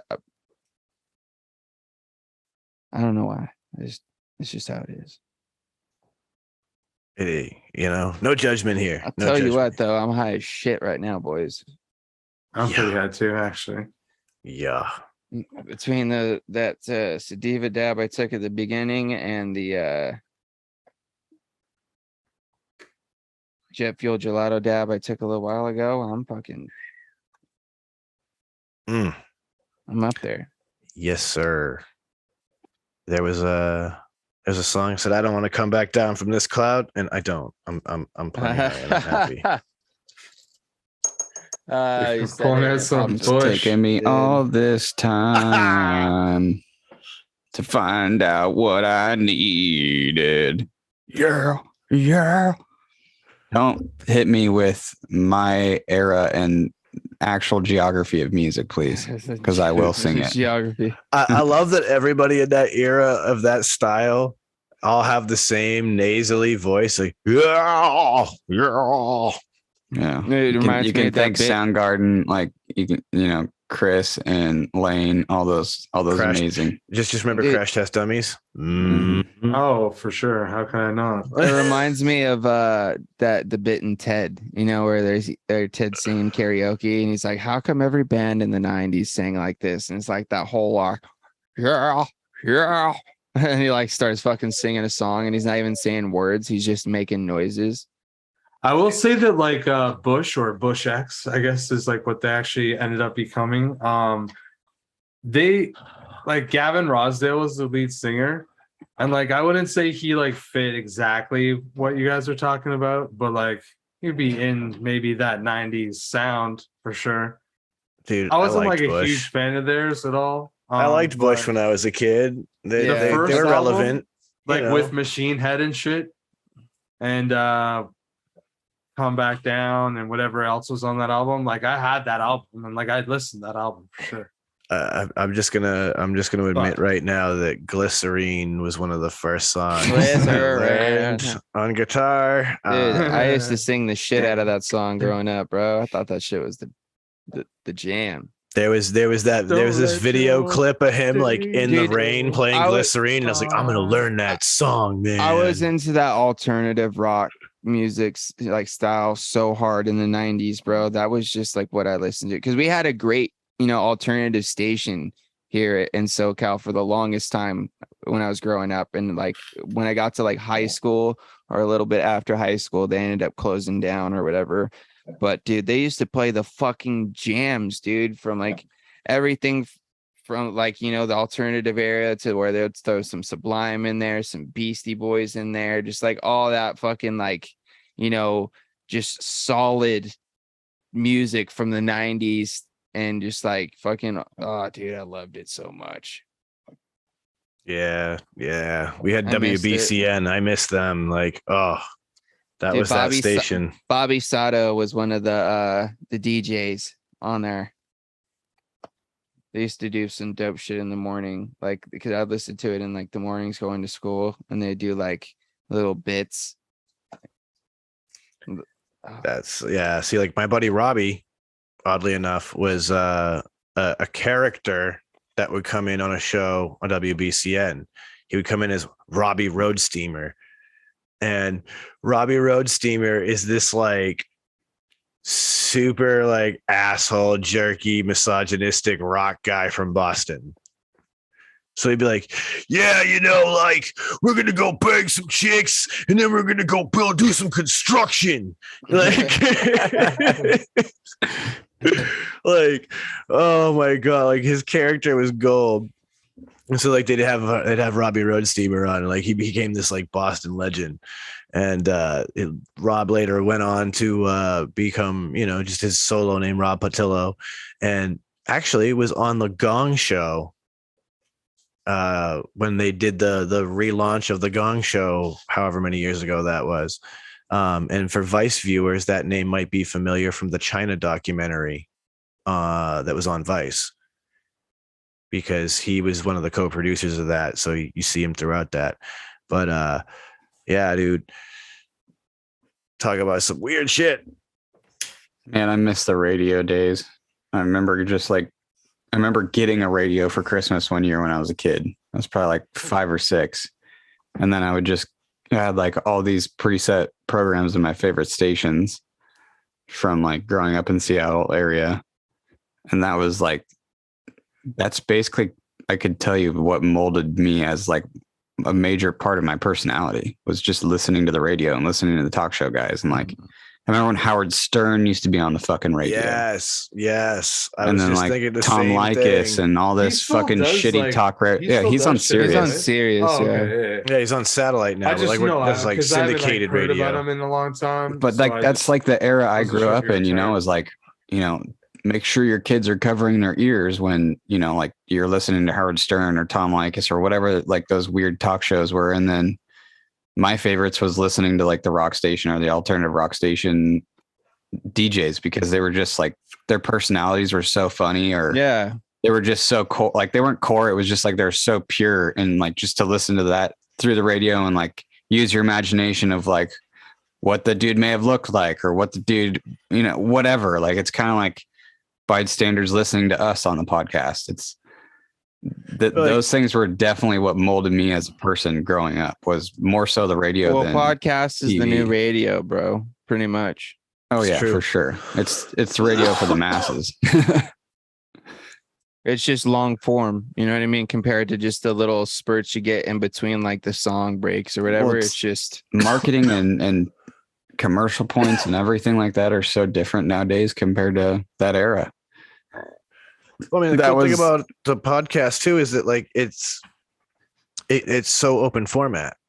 So like there are people who do just 15 or 20-minute quick podcasts and it's just somebody giving you like some really great information. And then there's others where it's like us, where it's just a discussion and we're hanging out and we're shooting the shit and we're talking about whatever.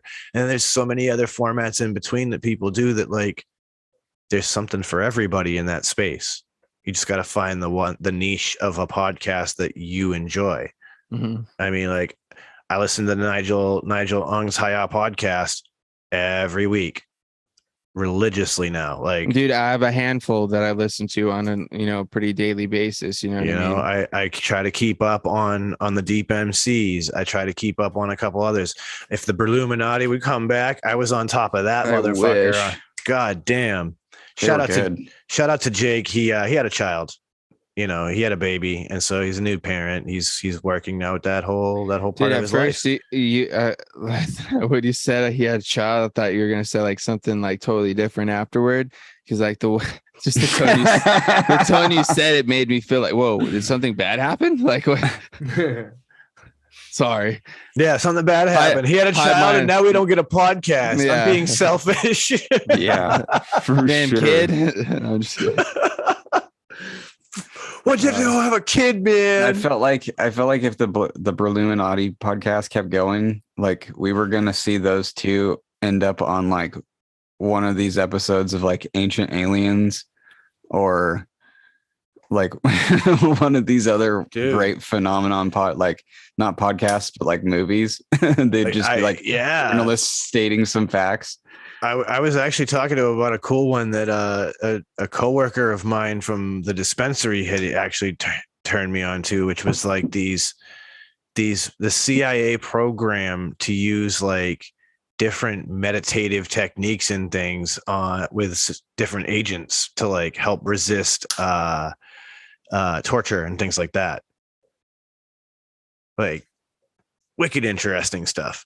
And the fucked up thing is that some of that shit really does work. Like it's fucking weird. Like I know people be like, how does that do it? But trust me, like it's weird. Specifically, there's one. It was the one that he turned me on to. He's like, listen, for pain, right? You look at the spot, you visualize it, and then you repeat to yourself 55515 over and over again. The number sequence 55515. And as you're thinking about the spot where the pain is and repeating that over and over again, you start to feel that the pain drop. And I was like, whoa. I was amazed. It does work. And I think obviously the thing of it is that you're forcing your brain to focus on that number, the 55515 over and over again. And so you're interrupting your brain from thinking about the pain you're feeling. Yeah, it's just like caffeine. It's not actually necessarily giving you energy. It's just like releasing or blocking something within your brain that doesn't tell you that tells you you're not tired. Mm-hmm. Mm-hmm. Exactly. Like, Is that like I the went idea down of this like, you know, when you nutshell like of stub your toe and then somebody would like hit you somewhere else and then like the pain of where you just got hit takes away the pain from like your toe? Yep. They're interrupting signals. Yeah, that's crazy. Yeah. Science is weird. Science. It's so weird. I love it. Science. she blinded me with science. Oh gosh. She blinded me With with science. science. It's poetry in motion. I'll tell you what, boys. I shouldn't open my email right now because I got another email from old Dixon, and they got some new ones. knew it. Oh, here we I go. knew it. Dude, Ashton, Just one of the ones close they're it. dropping, you would be like, dude, that's fucking sick. Yeah, 'Cause it's- dude. It's And I'd purple, buy it, teal, and I would purple, never teal, wear and it. pink, and it is fucking dope. Man, I have a problem, man. I do too. I realize I can't buy clothes because my job requires me to wear the clothes I'm given. And so it's like I have Mine not too. much time to wear the clothes I've bought. So like Well, I mean, you could buy yourself some new boxers or like yeah, like those, heaters. those are socks. necessities and shit. No. But even socks, But you Sean, can get cool I'm shoes. getting socks from these motherfuckers now. Like, bro, Here's like Here's the thing, Sean. Like, I totally know what you're talking about because I am literally in the same situation where it's like I can't wear any of these fucking clothes that I'm buying for my work because they would get fucked up. I only can wear these when I'm not at work, and when I'm not at work, I'm usually just sitting here at home in my chair, which really doesn't call for any of these nice fucking shirts that I'm buying. But if there is ever an opportunity that I can go out and look super fucking fresh, dude, yeah, that's your ass. Your I'm gonna have the flannel fucking collection. shirt. I'll have the shirt for the occasion, bro. You'll be able to look at the weather report and be like, well, you see, the 'Cause, colors dude, on the leaves are like this, and the wind's gonna like. I'm gonna wear this one with these colors. Dude, I've worn two of my new ones the past couple of days. I wore one on Friday. That's the dope ass fucking bamboo one with it's all black with the white lightning bolts that I think's just super fucking fresh. And then I wore another one last night when I went out for dinner with my mom, looking all nice and spiffy. You know what I mean? It made me feel good. But dude, they're nice shirts, bro, and they fit so nice. That's what I like. Is just they fit me like a glove. And when you have a shirt that fits you really nice, you just, I don't know, there's something about it that just makes you feel good. It makes me feel good when I wear them. I don't know. I know exactly what you mean. Because that's the thing, right? It's like every manufacturer's clothes fits different. So when you find one where like, you know, your size, it fits perfect. You can, I get it. I get it entirely. And I will say this. A few like that. I get they're it. not, they're not priced for everybody. You know what I mean? Some of them aren't the cheapest, but hey, treat yourself. Well, all right. I'll also argue I also that you get what this you is pay the thing, for. though, Sean, and you got just in general, anybody listening. I personally haven't upgraded my wardrobe probably since a little after I graduated high school to about that time. So a lot of the clothes that I'd been wearing for the past 10 years now or more have been from around that time until very recently. I'm like, you know what? I deserve some nice, pants and shorts. And maybe I'll grab, some new shirts. And then all of a sudden I got on the fucking Dixon kick, and there's a lot in my closet now, bro. You know what I mean? I probably have one. I could probably wear a different one every day for at least 2 weeks. Oh, that ain't so bad. You're all right. You're all right. Maybe 3. You reach a couple months, then we're gonna have to have an intervention. Well, here's the thing, man. All my clothes are just work clothes. And that's how it's been since I got out of high school. So that's that's been my thing too. It's like, why buy new shit when I'm just going to wear it to work and let it get fucked up? But I also, there are times where I wear these on shows, like when we do the green room, why not wear a nice, shirt, even though I'm just on camera, it looks good. I like it. Makes me feel like I'm, dressing up a little bit. And there are times where I go out, like, this coming weekend. This next upcoming weekend, going on another trip. I think I'm going to take a couple of these fucking shirts that I just got to wear out there. I need a new one of those, by the way, and I want that exact one, bro. This one is literally as old as my daughter.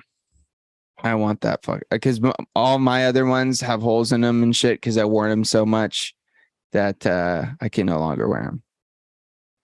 I need new ones. But anyway, yeah.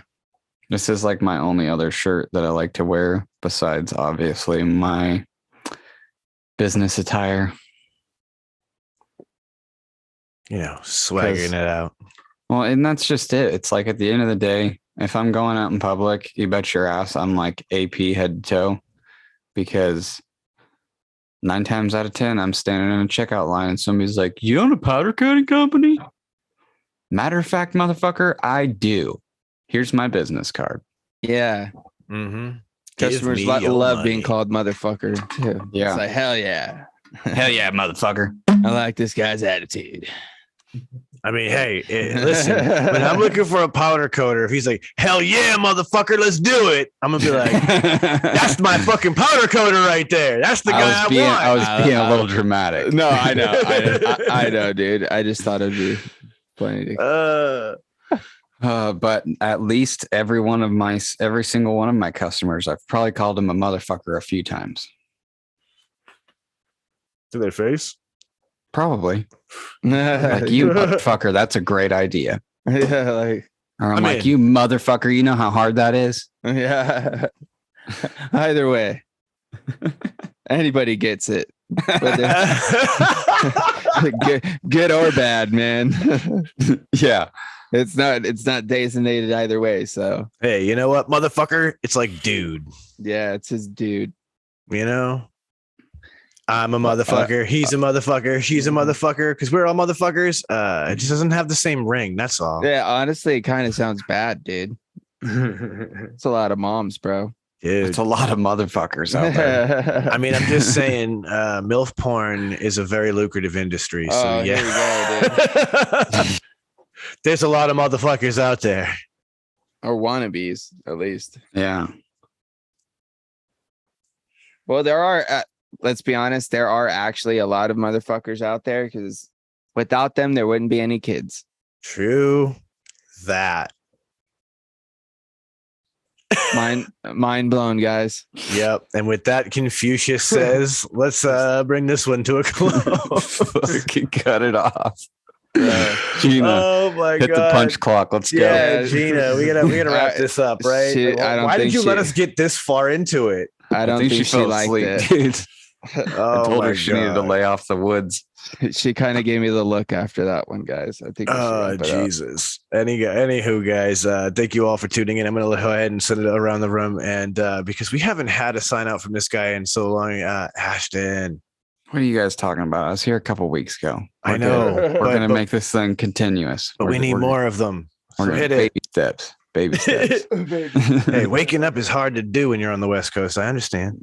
But anyways, you guys know where to find me at Palmer's Powders anywhere. And don't forget to shed time respectfully and responsibly. Okay? Okay? Fuck yeah. And moderation's key. Don't forget that. I haven't had a drink of alcohol for over a week. So milestone complete. We're going to go for 2 weeks. See how long we can go. There you go. Little bits at a time. Yeah. One day at a time. Mm-hmm. Mm-hmm. Well, Uncle Chris, you know the drill. All right. Sounds good. Thanks everybody for tuning in. Obviously, go check out shedtimepodcast.com. Feel free to go over and check us out on patreon.com. And anything's really appreciated. If you guys want to check me out, you can check me out on Friday nights on Frames Jankel Vapor's YouTube channel for the Green Room, 8:00 Eastern Standard Time. Same time on Tuesday nights on KVTV's YouTube channel. You can check me out on Mixing It Up, where I just chill and mix e-liquid for my own enjoyment. So feel free to check that out. And I think that's it, really. Everybody be safe. Have a good week. And oh man, I feel like I've already forgotten it. How did I forget it, boys? Don't tell me. I knew you were Tell gonna me, forget. live your I best knew- life. Yeah. And with that, I'll throw it over to the one and only James.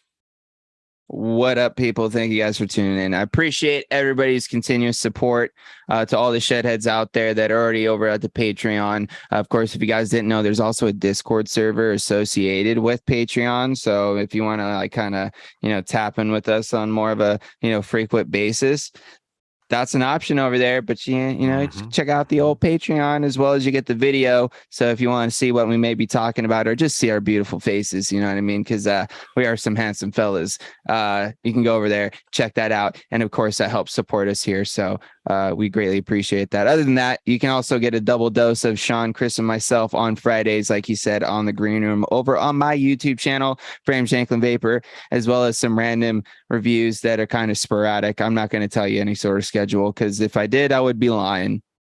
But they do pop up every now and then, as well as some random streams. I will say we do have some build offs coming up on Friday nights pretty soon, as well as a possible another build off of champions, I should say, or it may be champions. I guess is the better way to put it. That may be even more intense than the last one. There you go. That may be more intense than the last one if everything works out the way we're hoping. So definitely stay tuned for that. Other than that, catch us here in the shed every Sunday or Monday for you guys. And Amanda, as I always do, sending out positive vibes, crisp high fives, and as always, a little dabble do ya, Sean. Oh yes, a dip, a dab, a little dabble do ya. What a beautiful sentiment. And with that, guys, you already know where to find us, how to find us, shedtimepodcast.com, and on all the favorite podcasting platforms all across this beautiful internet that we all occupy together. So with that, I'll bring it to a close like this. Don't let the best get you down. Be cool. Don't be a dick. And whatever it is that you do, be sure to have some fun because it's the Shed Time Podcast and we're going to roll on up and roll on out.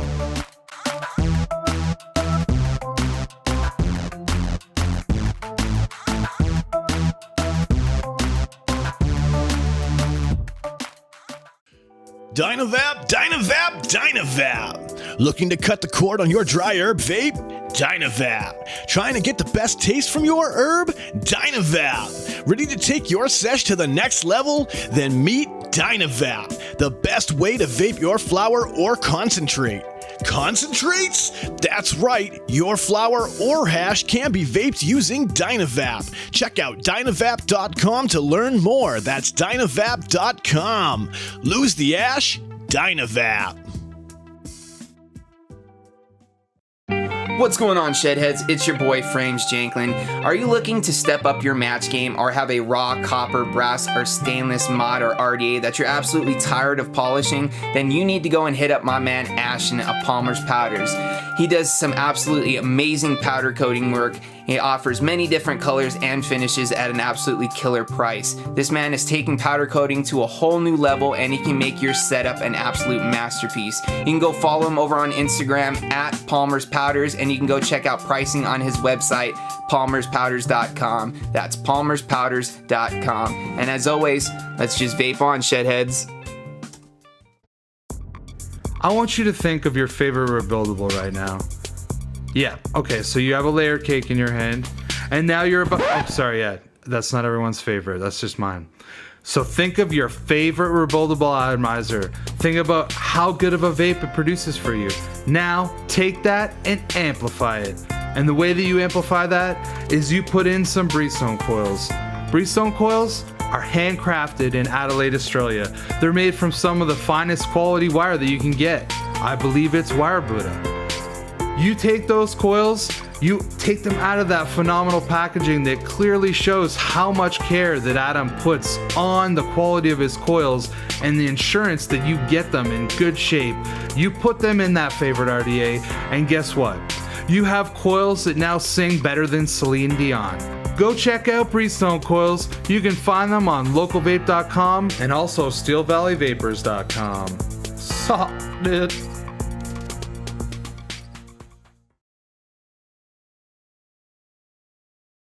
Good Wait. chow. Wait, did you say plotacasting? Possibly. Whoa. A lot of casting. That was fast.